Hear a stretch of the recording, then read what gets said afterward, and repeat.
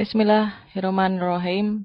Jadi untuk pertemuan ke-6 ini kita akan membahas tentang peran pemerintah khusus pada mata kuliah pengantar ilmu ekonomi. Apa peran pemerintah dalam ekonomi makro?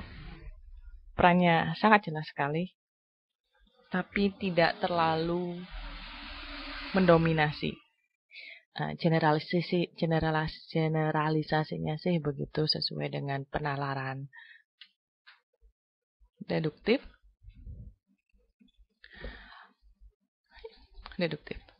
Jadi peran pemerintah apa? Interaksi antara permintaan dan penawaran jelas menghasilkan barang dan jasa. Dan di pasar kerja misalnya bertemunya penawaran dan permintaan dan interaksi antara permintaan dan penawaran di pasar kerja ini menghasilkan pekerjaan, upah, distribusi, pendapatan. Okay.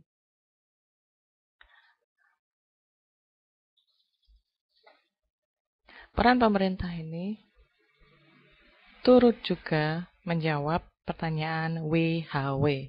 What to produce, how is produced, and whom it is produced. Dan peran pemerintah ini ada karena ada perdebatan apakah pasar cukup untuk bisa menopang dan mendukung dirinya sendiri secara mandiri dan independen sesuai dengan mekanisme invisible hands, self-adjusting mechanism, dan self-regulating mechanism.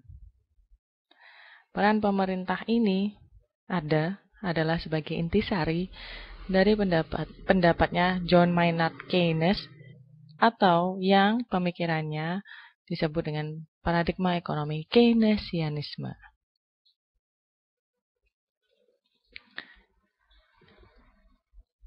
Peran pemerintah ini muncul karena ada situasi bahwa pasar tidak benar-benar selalu bisa memberi pilihan luaran terbaik.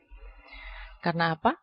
Karena pasar dominasi oleh segelintir saja orang atau perusahaan yang berkuasa dan kuat dan punya kemampuan menentukan harga secara eksesif atau berlebihan, bahkan membatasi luaran, dan menyediakan jasa yang bisa jadi tidak memuaskan, atau bahkan teknologinya tertinggal, atau teknologinya terlalu maju, sehingga membuat dia dapat menjual barang atau jasa yang dihasilkan dengan harga yang hampir bisa dijangkau oleh golongan tertentu saja.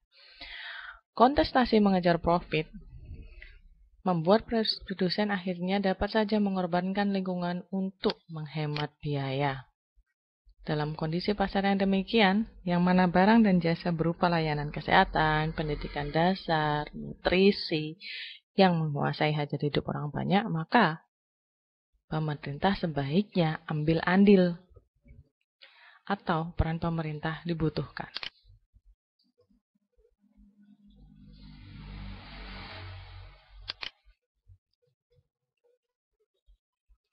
Apa yang disebut dengan kegagalan pasar dalam konteks ini? Mudah sekali memahaminya, yaitu apabila intervensi pemerintah tidak cukup kuat untuk memengaruhi pasar atau memulihkan keseimbangan pasar. Itu adalah salah satu indikator kegagalan pasar.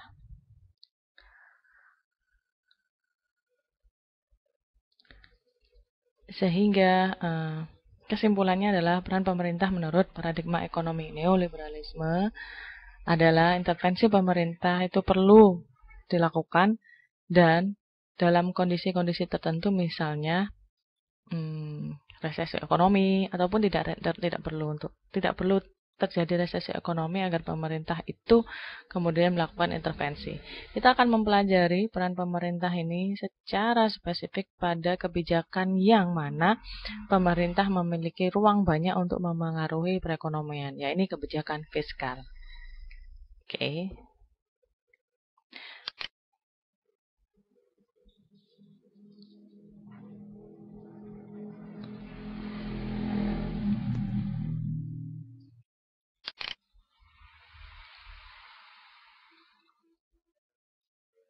Nah, perangkat kebijakan fiskal. Pajak yang dikenai pemerintah dan kegiatan belanja rutin pemerintah itu memengaruhi perekonomian.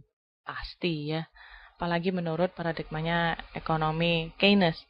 Teori Keynes menekankan lemahnya mekanisme self-adjustment, self-regulating utamanya di masa resesi mengakibatkan intervensi pemerintah mutlak diperlukan untuk mengembalikan keseimbangan pasar dan mengembalikan kepercayaan diri pasar yang tidak rebounding ketika terjadi menjelang krisis atau menjelang resesi. Bentuk intervensi pemerintah menggunakan dua tool utama, yaitu melakukan pengaturan di pajak dan kebijakan belanja negara. Keduanya disebut dengan tool kebijakan fiskal dan bermanfaat menurut Keynes menstabilkan ekonomi makro dan mempertahankan full employment. Kebijakan fiskal. Pemerintah dapat memengaruhi pertumbuhan ekonomi.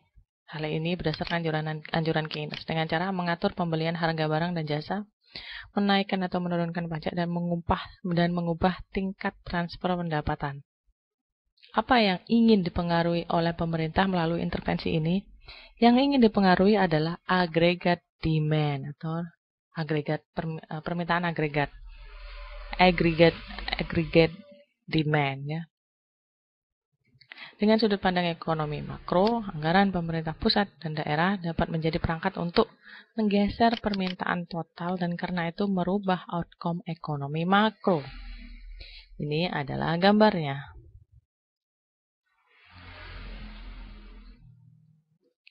Hal-hal yang mempengaruhi agregat demand, AD, ini adalah AS, agregat supply, yaitu kekuatan pasar internal, gangguan eksternal, dan perangkat kebijakan. Disinilah pemerintah berperan. Apa outputnya? Outcomes-nya, output, jobs, harga, pertumbuhan ekonomi, dan keseimbangan perdagangan internasional.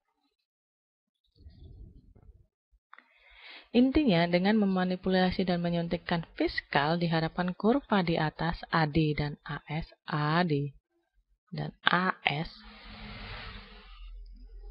berubah atau bergeser. Dan dampak dari perubahan tersebut atau pergeseran kurva ini dapat menjadi bekal kita untuk mengetahui bila kebijakan fiskal tersebut berhasil.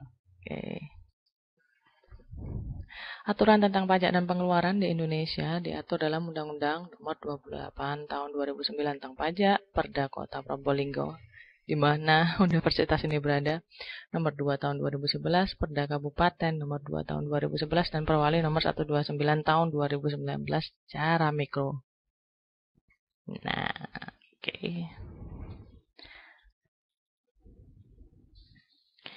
Secara nasional lagi, postur pendapatan pemerintah Indonesia adalah seperti ini. Tahun 2020, pemerintah penerimaan pajak ada 1,881 triliun. Penerimaan pajak bukan negara 359, penerimaan hibah 0,5. Belanja negara sebesar 1.670 triliun. Transfer daerah dan dana desa sebesar 858. Ya, seperti ini. Pembelian dan transfer, ini ya, procurement and then transfer. Guna memahami bagaimana pengeluaran pemerintah dapat mempengaruhi total permintaan, yakni aggregate demand, maka kita harus dulu membedakan antara belanja pemerintah dan transfer pendapatan. Pengeluaran pemerintah pada sektor pertahanan, jalan raya, jaminan kesehatan, ya, belanja barang, jasa real dari pasar, itu adalah bagian dari aggregate demand. Di sisi lain, pemerintah tidak pernah membeli suatu hal yang dengan mengeluarkan cek jaringan pengaman sosial. Karena hal tersebut bisa menjadi bagian dari aggregate demand, tapi dia akan jadi aggregate demand sampai penerima transfernya itu benar-benar membelanjakannya di pasar barang dan jasa.